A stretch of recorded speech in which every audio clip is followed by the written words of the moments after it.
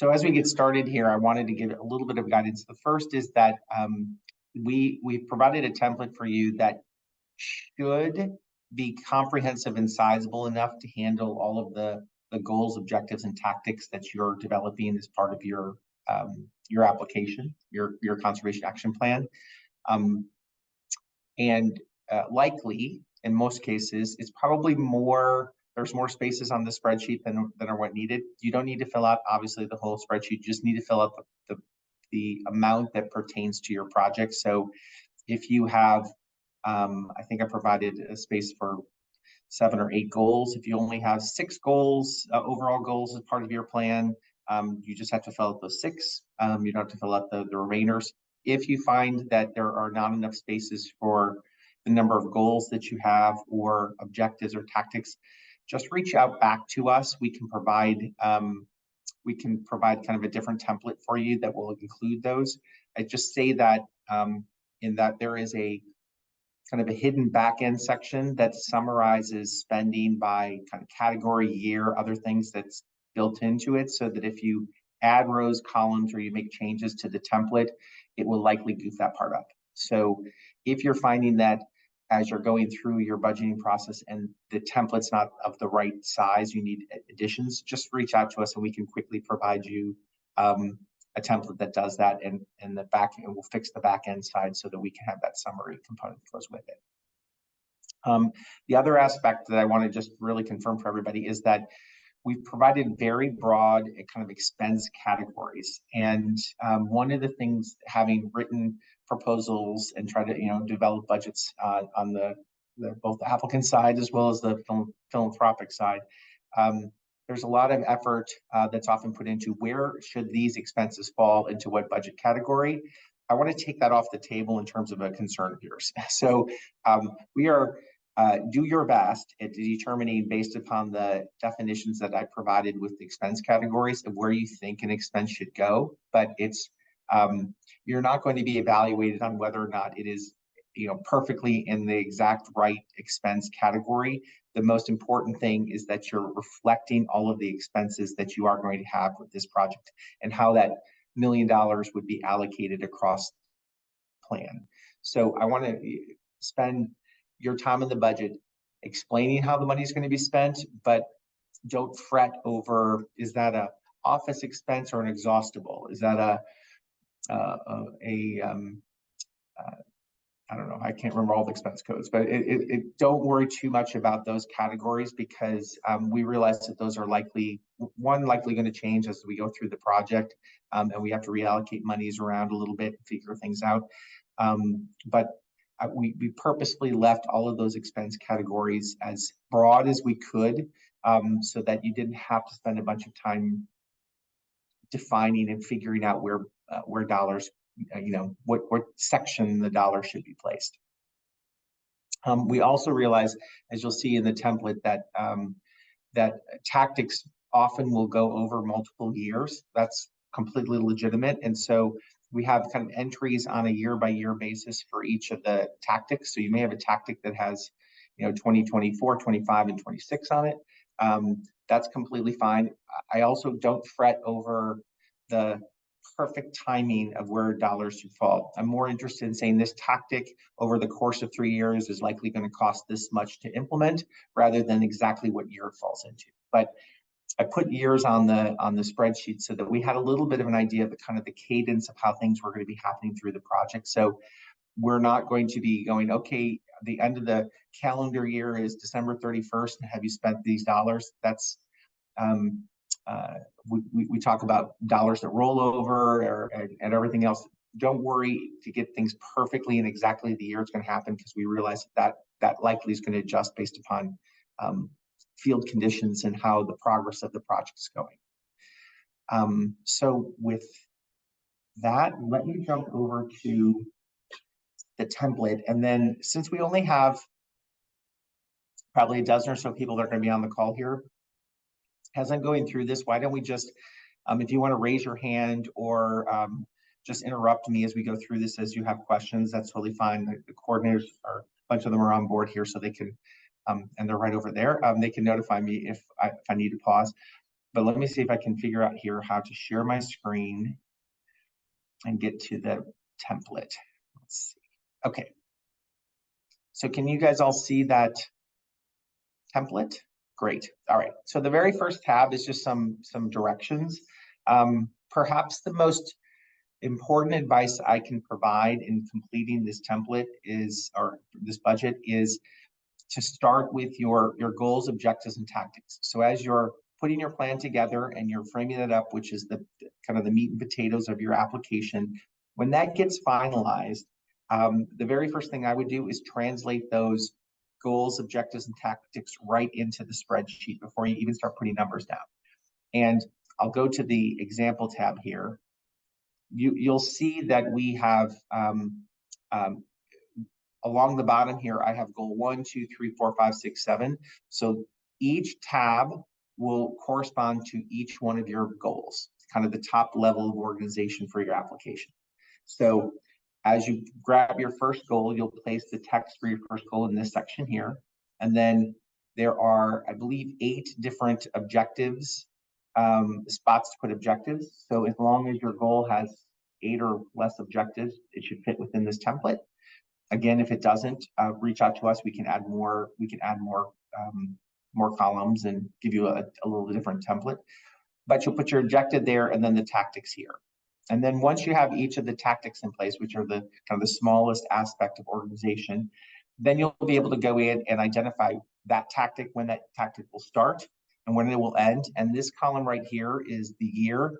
That is the only kind of pull down data. Everything else you're going to put in yourselves, but that will give you the choice of being able to choose what year that tactic is going to be implemented and where those dollars would fall. So if you have a tactic that you know is going to take from 2024 to 2027, you can put 2024 there, you can put 2025 there, 26 there, and go all the way down to 27.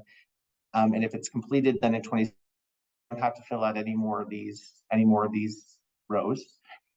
And then you'll just basically put the description based upon the dollars you allocate on an annual basis for each of those categories. You'll put the dollar figures in here in whole numbers. We don't need receipts or estimates or anything like that. It is an estimation of what that's going to cost. And then here, probably the hardest part of the whole thing is just putting a basic description in of how you came up with that figure. So if you have a salary component for that particular tactic, just put salaries, and then in parentheses, just how you came up with that figure, the very basics of it. This is going to allow us to be able to go into and take a look at a budget by tactical level, some cases by year, others, and be able to say, yeah, that's a reasonable expectation for being able to implement that particular tactic. It'll allow us to identify things where we're like, wow, that seems like that's not enough resources that are going towards that, and allow us to be able to ask questions in regards to that. Or if you put in there that you need to buy a $750,000 yacht, that gives us the indication that maybe we need to ask you a little bit more about that. So we don't need great detail, but we just need to have some semblance in that description category of how you came up with the number that corresponds to the right. And then by year for that tactic, you'll just put in all of the dollars under each of the expense categories. And you can see those across the board.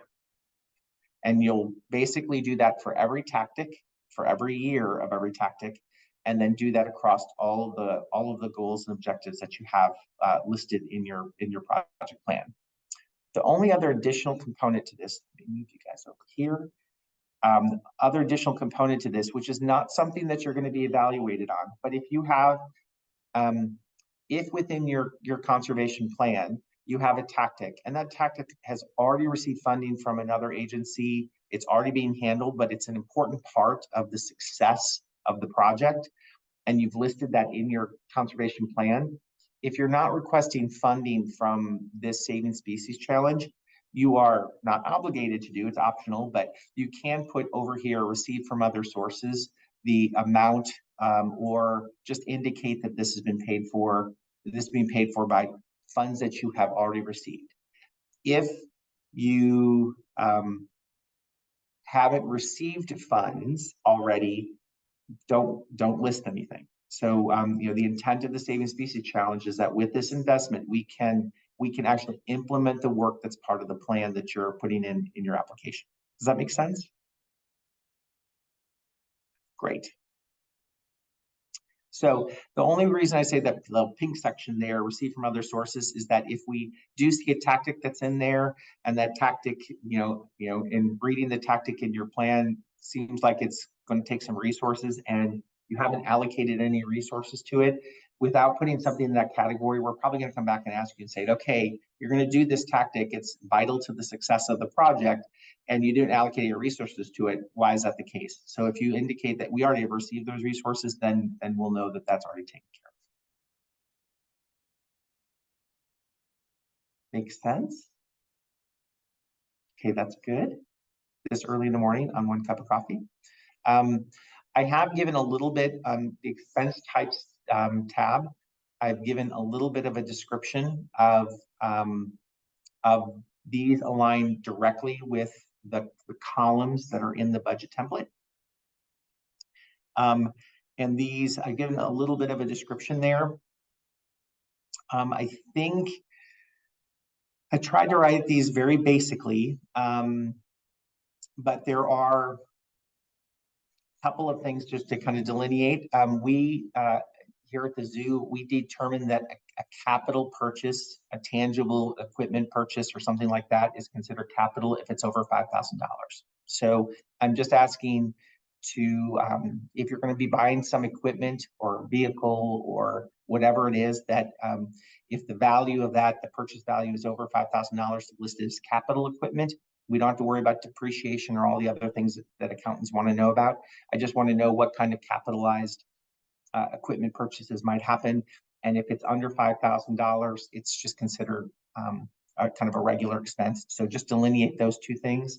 And then I do think that you might, depending upon the species and the work that's happening in the field, exhaustibles will likely be something that will be used quite a bit. So as you're out in the field and you're using products that you continue to use, whether that be lab supplies or things that have to be replaced, all of that stuff, we consider all that exhaustibles, things that are used and then completed. And so there likely will be a bunch of expenses that fall within that category.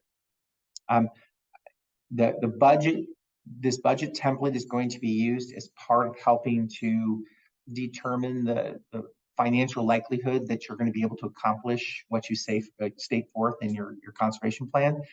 And this will become a guidepost for us if you're selected, as we go forward with how those dollars will be allocated. But I also don't want you to be concerned that as the project progresses, that there won't be flexibility with that.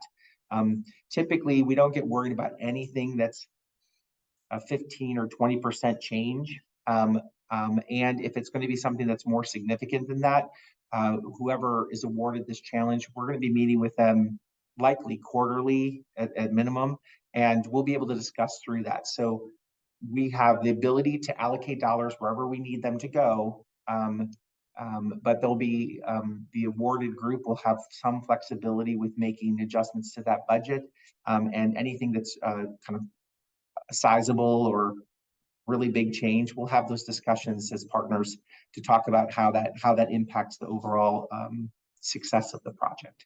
So this is a guidepost. This is to give us an indication that you've thought through the plan, you thought through what the plan is going to cost, and it fits within the $1 million challenge, and it gives us a little bit of assures us a bit that this is actually something that we can accomplish with the resources that we're going to be able to provide. Okay. I think I'm not hearing a lot of questions. So, okay, Shannon, go ahead. Fire okay, I had put it in the chat, but then I realized that maybe we're not looking at the written chat. So if you have that received from other sources, if you have received it from other sources, in that line item, do you then just put 0 in each of those? Like, do you write it up as what it costs and then just put 0, 0, 0, 0 and then say received from other sources?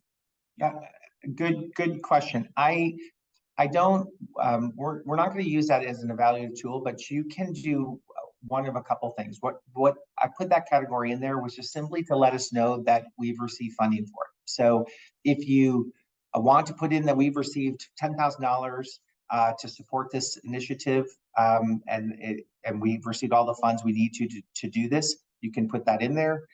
If you want to just say this has been covered by another grant and just type that into that section, that lets us know that that's an important tactic, but it's already been funded. Really, the important part of that that pink column is just simply to let us know that that is not something where if awarded the $1 million, that the money would go to be allocated to it. But it is something that is an important piece of the overall success of the recovery of that species. So you can put 0 in there, or just something that indicates to us that you've already received that fund. Sam.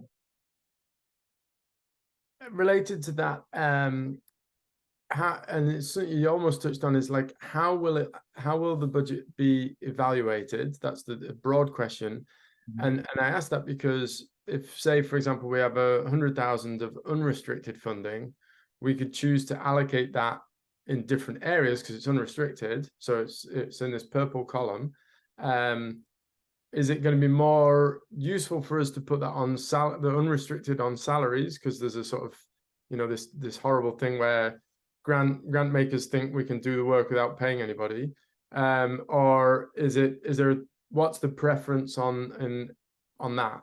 Does that make sense? Yeah. So, boy, do I hear you. I realize that we have purposely designed this project so that we are not.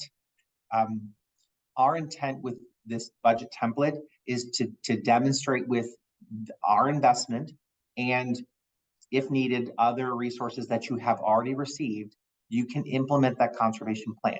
So there is no benefit or disadvantage if you allocate the resources from the Saving Species Challenge to expense items that are typically more difficult to get funded, like salaries. The only thing I would say that of all the expense categories that we may ask, and I think I provided some guidance in there, is the overhead side.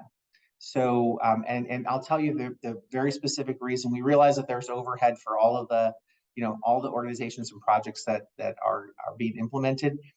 When we get sometimes into people that are working, especially in academia, where the college or university has a requirement for a very large percentage of overhead, and I think I put that in there in the expense types under that category. We have to communicate externally that we will set a limit on overhead so that they can, you know, work within their university, say, yes, we can still apply for this because it's going to break the university's rule. But, you know, there's some universities in some places that require 30, 40, 50% overhead for an application. That's just not feasible. So, so to answer your question, Sam, there's no penalization of where you end up spreading out this $1 million. Our biggest thing is to make sure that all of the, as we take a look at your goals, your objectives, and your tactics, and we say, yes, those, if implemented, those things are really going to give the greatest chance for the species to be downlisted. And then we're going to look at the budget and say, does the organization have the resources with our $1 million, and doesn't have to be, but perhaps other resources that they've already received to actually fulfill this plan. So if it ends up that you're more labor intensive because that's where your deficiency is and that's where you want to utilize these dollars, that's completely fine, especially if you've already received funds for many of the other tactics from other sources. It is a little different, Sam. I've been there. I've been a reviewer where it's 100% salaries, and you're like, come on, that's a little crazy. We're trying to be as open as possible to give the greatest chance for success for the implementation of this conservation plan.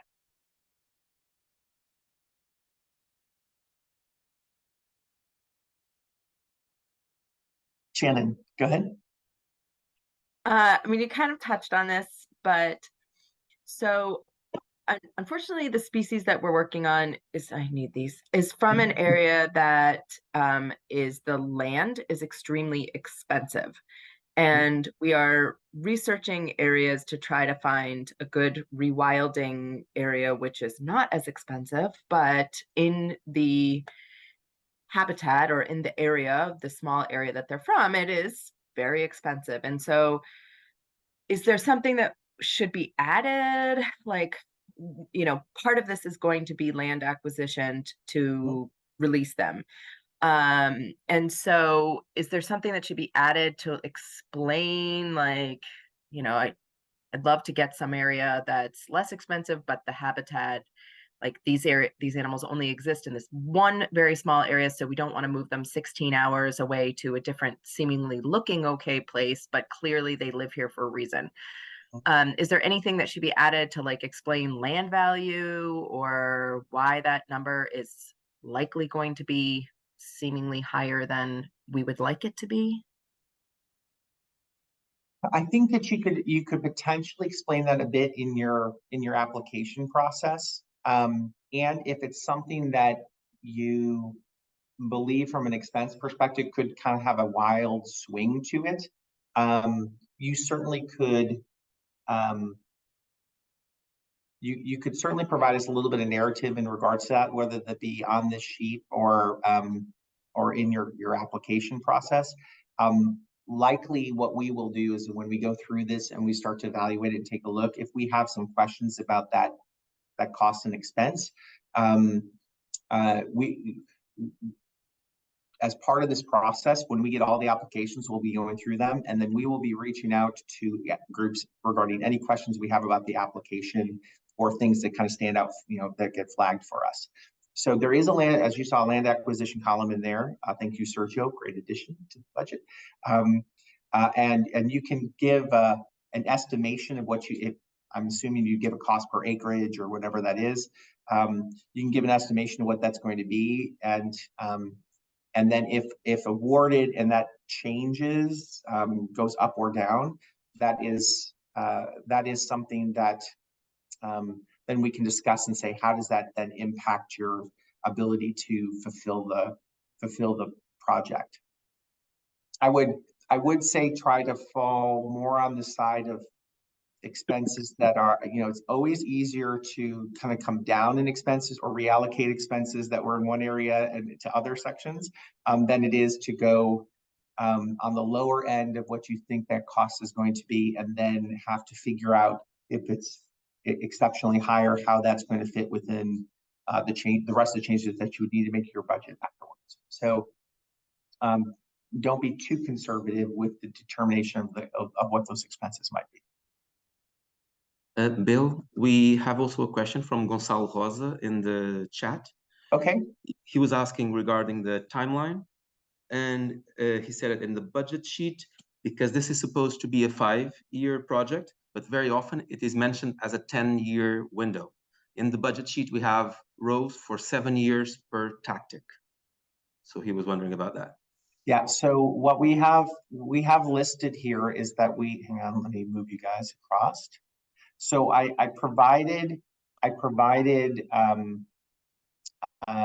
starting in 2024 when we award this project all the way up through, I think, 2030, if I'm correct.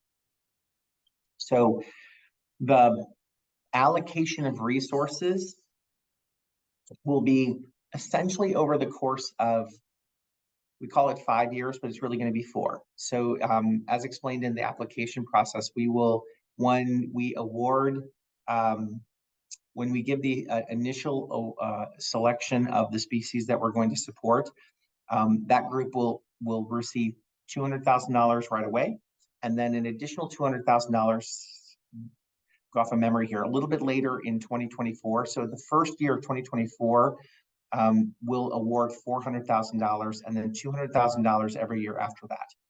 That doesn't need to line up, the allocation of our resources to the organization doesn't need to line up with this budget. So it may be that you in your first year have $100,000 worth of expenses to start the project.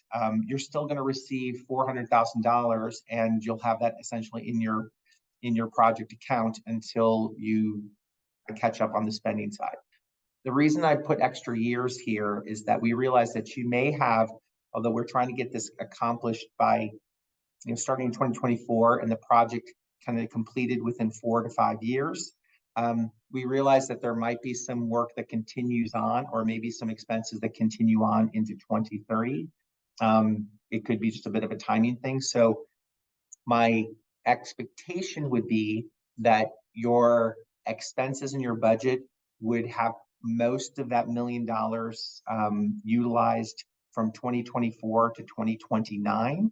But I realize that you might have a little bit of spillover into 2030. You'll have already received all the funds, but you might have some spending that goes into 2030 based upon your species. Did that answer your question? Whoever asked that question? Yeah, it was Gonzalo Rosa. He said it did. Great.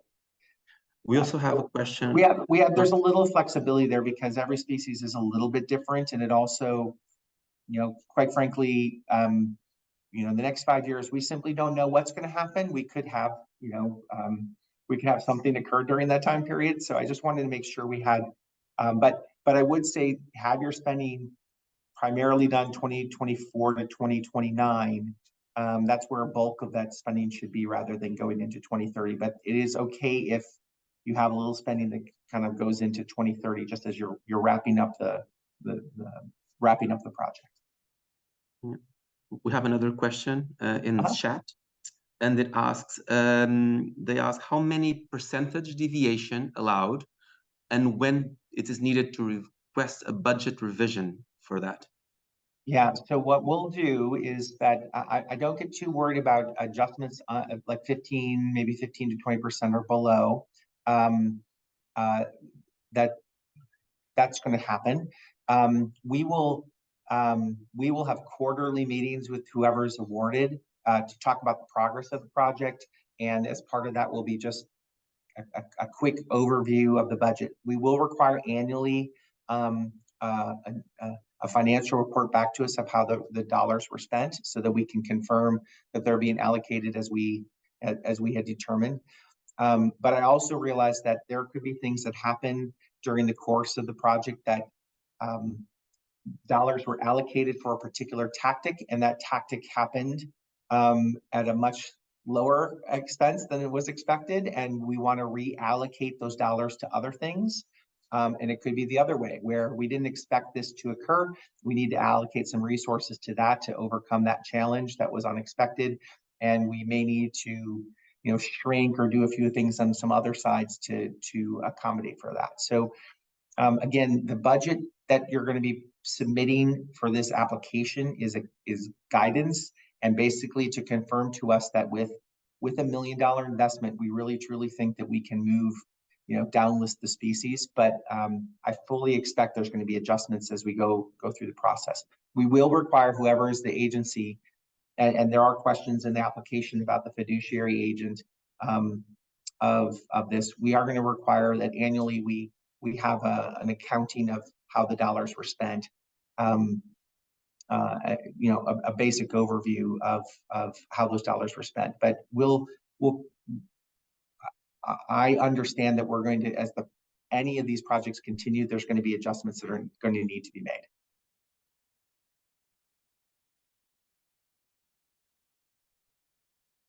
Sam. That accounting overview, is that an audit, or is it going to be? No, I think just you guys looking over stuff.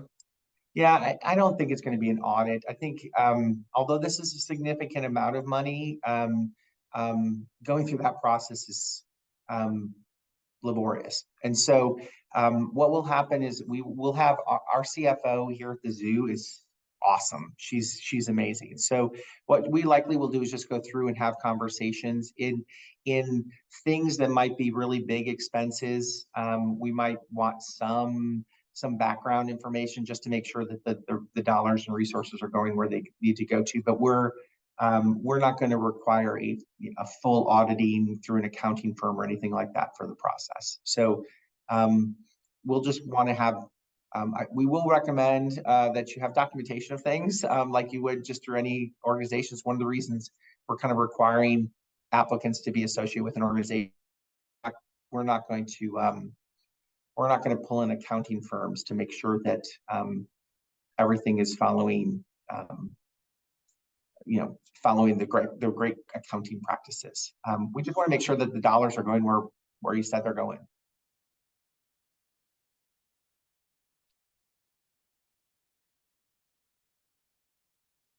Any other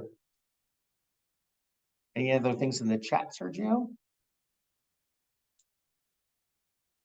Okay.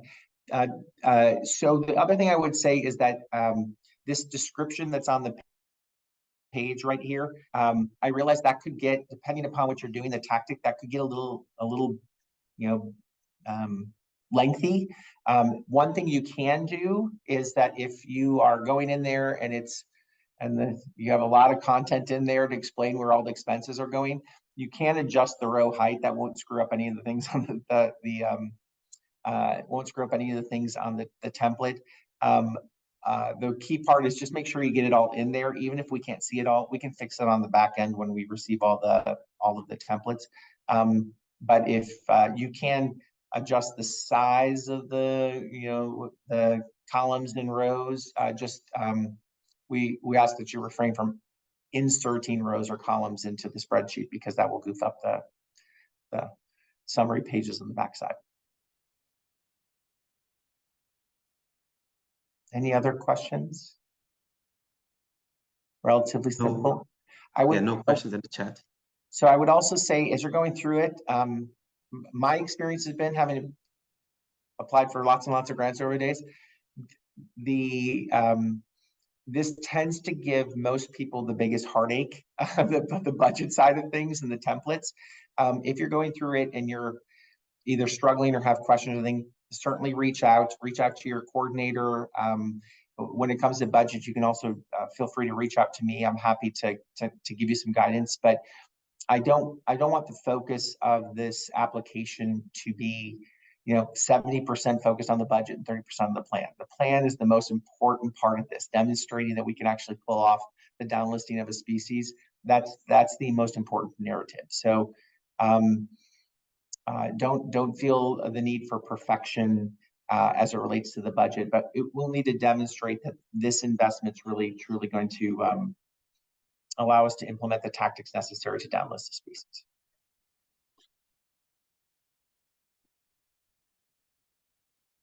Okay. If there's no more questions, we'll put this thing up on.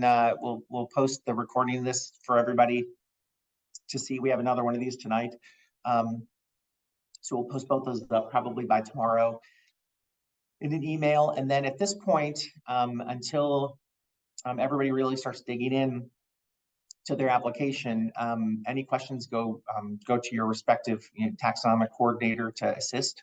And then if we need to have another one of these in October, November, as we get closer to the due dates, if we hear back from everybody that it would be helpful to do another Q&A, we're happy to set that up. But at this point, you're on your own to get the applications done. Just reach out if you have any questions and need any help with anything. Okay, thanks everybody. Thanks for getting up so early.